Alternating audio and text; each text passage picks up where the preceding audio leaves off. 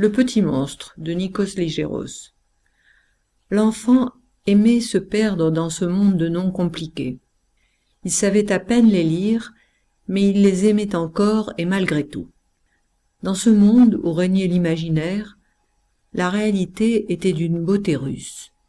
Dans l'âme slave, il puisait la force de lutter contre la pauvreté. La chaleur du samovar réchauffait son petit cœur. Il ne connaissait pas les allumettes suédoises, seule la chaleur du thé pouvait le toucher. Ou alors la cheminée du salon. Il se tenait toujours près de la cheminée comme le prince.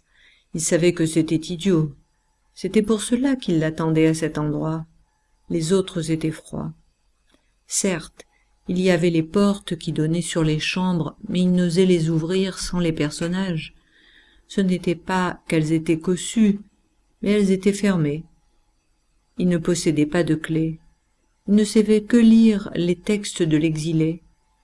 Ces mots étaient comme des mots. Dans la profondeur de ses pensées, il était bien. D'autres disaient qu'elles étaient trop dures, mais il n'imaginait pas la vie de l'enfant. Dans la misère, l'exil avait quelque chose de noble. L'interdit de vivre sur sa terre avait de la grandeur. Il savait qu'un jour il y parviendrait lui aussi. Mais en attendant, il lisait l'histoire près du samovar. Il entendait les cris de la passion. Il pleurait lui aussi. Mais rien ne pouvait le priver de son prince, malgré la longueur des journées.